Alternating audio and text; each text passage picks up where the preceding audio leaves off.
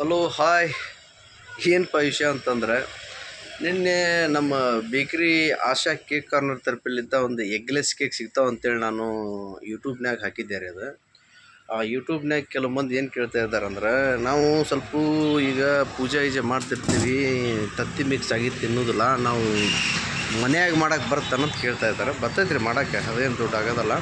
ಅದು 400 ಗ್ರಾಮ್ ಒಂದು milk made ಅಂತ ಸಿಗುತ್ತೆ. 400 ಗ್ರಾಮ್ ಮಿಲ್ಕ್ ಮೇಡ್, ಒಂದು 150 ಗ್ರಾಮ್ ಎಣ್ಣೆ, 150 ಗ್ರಾಮ್ ನೀರು, ಒಂದು 150 ಗ್ರಾಮು ಹಿಟ್ಟು, ಮೈದಾ ಹಿಟ್ಟು, ಆಮೇಲೆ ಒಂದು 25 ಗ್ರಾಮ್ ಜೆಲ್ಲು, 25 ಇಲ್ಲ 30 ಗ್ರಾಮ್ ಜೆಲ್ಲು, ಒಂದು ಸ್ಪೂನು ಎಸೆನ್ಸ್, ವೆನಿಲಾ ಎಸೆನ್ಸು ಇಲ್ಲ ಆರೆಂಜ್ ಎಸೆನ್ಸ್ ಹಾಕಿ ಅದು ಮಿಕ್ಸ್ ಮಾಡೋ ವಿಧಾನ ಹೆಂಗಪ್ಪ ಅಂತಂದ್ರೆ,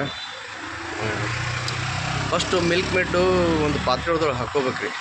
ಇಲ್ಲ ಪಾತ್ರೆದೊಳಗೆ ಮಿಲ್ಕ್ ಮೇಡು, ಆಮೇಲೆ ನೀರು ಹಾಕ್ಕೋಬೇಕು, ಆಮೇಲೆ ಅದು ಜೆಲ್ಲು, ಆಮೇಲೆ ಎಸೆನ್ಸು ಎಲ್ಲ ಹಾಕ್ಕೊಂಡು ಕಲಿಸ್ಕೋಬೇಕು ರೀ. ಅದು ಎಲ್ಲ ಹಾಕ್ಕೊಂಡು ಕಲಿಸ್ಕೊಂಡು ಲಾಸ್ಟಿಗೆ ಮೈದಾ ಹಾಕ್ಕೋಬೇಕು ರೀ. ಮೈದಾ ಹಾಕ್ಕೊಂಡು ಜಾಸ್ತಿ ವೈಟ್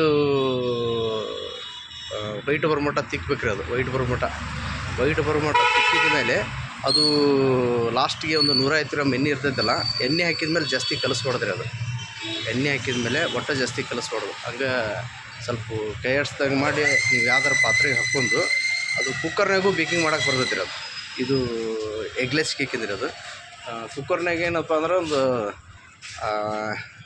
ಒಂದು ಗ್ಲಾಸ್ನಷ್ಟು ನೀರು ಹಾಕಿ ಕುದಿಸಿ ಅದ್ರೊಳಗೆ ಒಂದು ಸ್ಟ್ಯಾಂಡ್ ಇಟ್ಟು, ನಿಮ್ಗೆ ಯಾವ ರೀತಿ ಬೇಕೋ ಆ ರೀತಿ ಒಂದು ಬಾಕ್ಸ್ನಾಗ ರೌಂಡು ಬಟ್ಲ ಇರ್ತೈತಲ್ಲ, ಇಲ್ಲ ಟಿಫನ್ ಕ್ಯಾರಿಯರ್ ಇರ್ತಾವಲ್ಲ, ಅದ್ರ ಹಾಕ್ಕೊಂಡು ಅದೊಂದು 15ರಿಂದ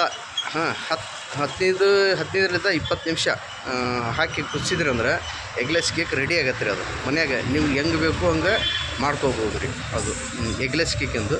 ನೆಕ್ಸ್ಟ್ ಏನಾರ ವಿಡಿಯೋದಾಗ ನೀವು ಬರೀ ನಾರ್ಮಲ್ ಕೇಕಿಂದು ಕೇಳಿದ್ರೆ ಅದು ಹೇಳ್ತೇನೆ. ಎಸ್, ಓಕೆ, ಬಾಯ್.